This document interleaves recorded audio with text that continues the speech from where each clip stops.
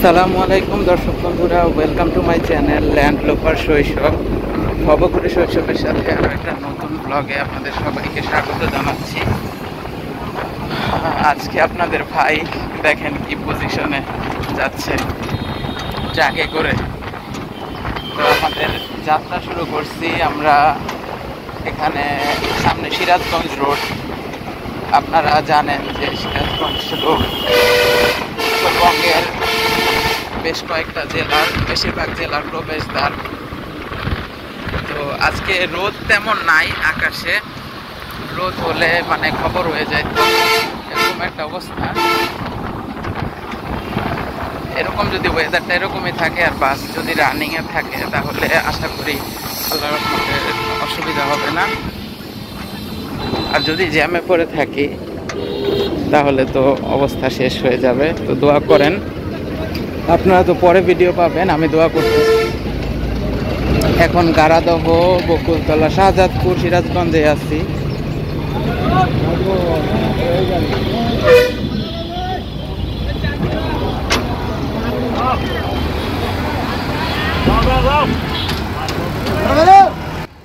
দর্শক বন্ধুরা, এই ভিডিওটা ছিল ঈদ শেষে যখন নিজের আরেকটা বাড়িতে ফিরি। গ্রামের বাড়িতে ঈদ করে ফিরছিলাম শহরের বাড়িতে। তো দেখেন কি একটা অবস্থা ছিল। আর আমি কিন্তু লাইফে ফার্স্ট টাইম এই ট্রাকের উপরে এভাবে ছাদ খোলা ট্রাকে বাধ্য হয়ে এভাবে ভ্রমণ করলাম, জার্নি করলাম। কখনো এই এক্সপিরিয়েন্স হয় নাই। তো লাইফে কারো না কারো কখনো না কখনো হয়, আমারও এই সুযোগে হয়ে গেল। আসলে বাধ্য হয়ে ব্যাপারটা এরকম হয়েছে। এবারে ঈদের কোরবানি ঈদের যেই যাত্রা, যাওয়া আসা দুইটাই খুবই ভোগান্তির ছিল। তো সব কিছু মানে আলহামদুলিল্লাহ টাইমটা পার করে এসেছি, এটা এখন একটা এক্সপেরিয়েন্স। তো দেখতে পাচ্ছেন কি সুন্দর রাস্তা, তাই না? উত্তরবঙ্গের প্রকৃতি এক একটা জেলা, বাংলাদেশের সব জায়গায় তাই আলাদা রকমের সৌন্দর্য। তো আমরা এখন এই যে রাস্তাটা দেখতে পাচ্ছেন এটা কিন্তু পাবনা থেকে আসছে।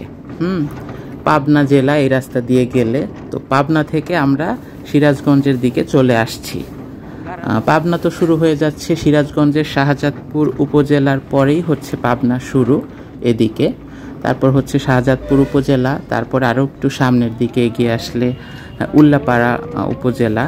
এবং এই উল্লাপাড়া কিন্তু সিরাজগঞ্জে গোল চত্বর বলতো আগে, গোল চত্বর যেটা হাটি কুমরুল নামে এলাকা। তো সেখানেই কিন্তু হচ্ছে আন্তর্জাতিক মানের ইন্টারচেঞ্জ, খুব বড় একদম ডিজাইন করে 3D অ্যানিমেশনে আমরা যেরকম দেখতে পেয়েছি। যারা এই সম্পর্কিত খোঁজ খবর রাখেন, ভিডিও দেখেন, একদম ইন্টারন্যাশনাল মানের, সেই বিদেশে যেরকম হয় না, আমাদের ঢাকা মাওয়া এক্সপ্রেসওয়েতে যেরকম একটা সুন্দর গোল চত্বর ইন্টারচেঞ্জ হয়েছে, তো সেরকম কিন্তু হতে যাচ্ছে। আর সিরাজগঞ্জ জেলা হচ্ছে উত্তরবঙ্গের প্রবেশদ্বার। টাঙ্গাইল তো ঢাকা বিভাগের মধ্যে, টাঙ্গাইল যমুনা সেতু পার হলেই সিরাজগঞ্জ। এখানে অনেকগুলো জেলা, প্রায় 22টা জেলা আমি যদি ভুল না করি।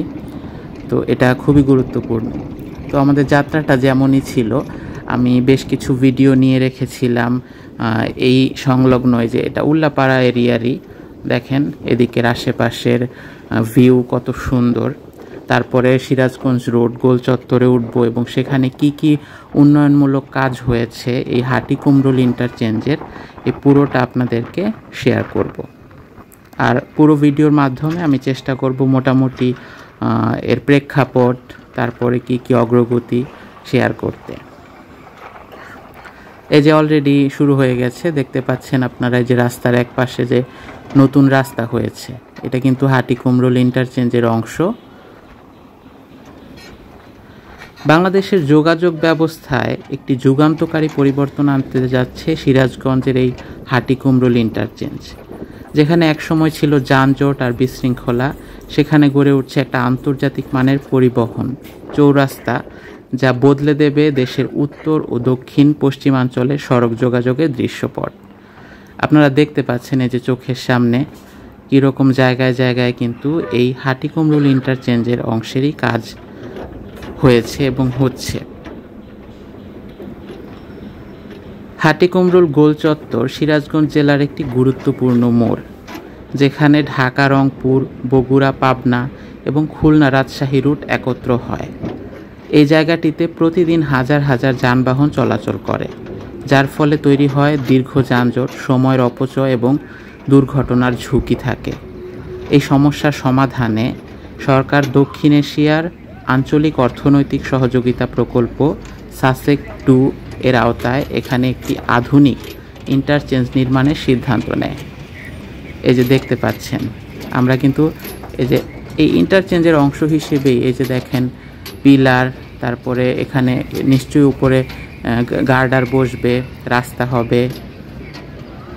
মানে এটা তো পুরো নকশাটা যখন খুব সুন্দর লাগে, যখন ড্রোন শট দিয়ে আমরা দূরে দেখতে পাই। এই যে দেখেন দূরে দেখতে পাচ্ছেন কিছু কিছু অংশে কিন্তু এই যে গার্ডার বসে রাস্তা পর্যন্ত হয়ে গেছে। তো আমি প্রকল্পের আরও একটু বিবরণ বিস্তারিত আপনাদেরকে বলি। প্রকল্পটি বাস্তবায়ন করছে China railway construction bridge engineering company. মোট বাজেট প্রায় 740 কোটি টাকা। নির্মাণ শুরু হয় 2022 সালে, আর প্রথমে নির্ধারিত সময় ছিল 2024 সালের ডিসেম্বর, কিন্তু এখনও কাজ চলমান। এই যে দেখতেই পাচ্ছেন কী পরিমাণে যে ভারী যন্ত্রাংশ, কনস্ট্রাকশন এরিয়া যেরকম হয়। ঢাকা সিলেট মহাসড়ক 6 লেনের কাজেও কিন্তু আমি নিয়মিত আপনাদেরকে দেখাই। আর এই যে আমরা কিন্তু গোল চত্বর সিরাজগঞ্জ রোড চলে আসছি। এই ইন্টারচেঞ্জে থাকবে 6টা র্যাম্প, একটা গ্রাউন্ড লেভেল রোড, বিশেষ সার্ভিস লেন ধীরগতির যানবাহনের জন্য, এবং থাকছে ইন্টেলিজেন্ট ট্রান্সপোর্ট সিস্টেম ITS, যা গাড়ির গতি নিয়ন্ত্রণ, ট্রাফিক সিগন্যাল পাঠানো এবং জরুরি অবস্থায় স্বয়ংক্রিয় সতর্কবার্তা দিতে পারবে। এই যে গোল চত্বর আপনারা দেখতে পাচ্ছিলেন, এই যে মাঝখানে যে এই চত্বরটা ঘিরে, এখান থেকে কিন্তু একটা রাস্তা, এই যে পাবনার দিক থেকে আমরা উঠে আসলাম। সাইডে গেলে কিন্তু রংপুর, তারপরে আরও অন্যান্য যে রাজশাহী, কত কত এরিয়া। তো পুরোটা হয়ে গেলে কিন্তু অলরেডি এই এরিয়ায় যে আমি আসছি, বিরাট বড় একটা জায়গা নিয়ে এই পুরো প্রজেক্টটা হচ্ছে। তো মানে ভোল বদলে গেছে বলতে পারেন। আর এই যে সাইডে তাকায় দেখেন কত বড় বড় উঁচু উঁচু পিলার, এক একটা র্যাম্প।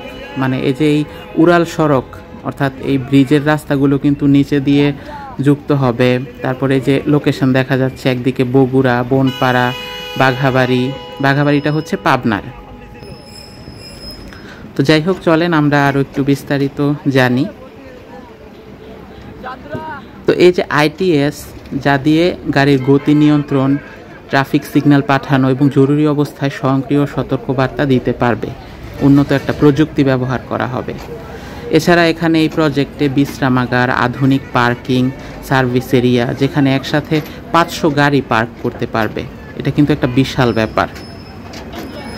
এবারে বর্তমান অগ্রগতি যদি বলি, আপনারা কিন্তু একদম চোখের সামনে দেখতে পাচ্ছেন। ধরেন আমি তো এখন গাড়িতে আছি, তাই না?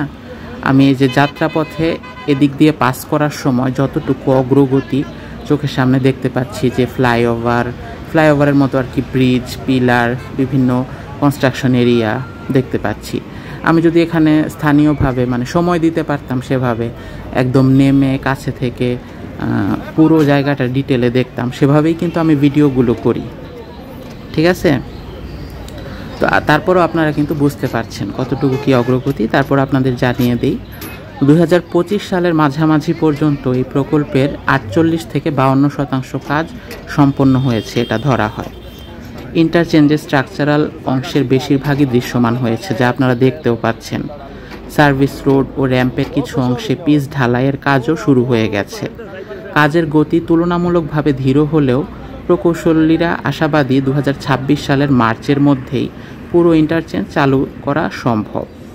তাহলে এটা একটা ভালো কথা বলা যায়। এবার প্রযুক্তি এবং ডিজাইন কি ইউজ করা হয়েছে এখানে, সেটা একটু জানি। এই ইন্টারচেঞ্জে প্রথমবারের মতো প্রয়োগ করা হচ্ছে আধুনিক প্রযুক্তির সমন্বিত ব্যবহার। জ্যাম প্রতিরোধে র্যাম্পগুলো এমনভাবে ডিজাইন করা হয়েছে যাতে বিভিন্ন দিক থেকে আসা যানবাহন কোনো সংঘর্ষ ছাড়াই চলাচল করতে পারে। ভাবছেন, এখানে কিন্তু একটা ভালো টেকনোলজি ইউজ করতে যাচ্ছে।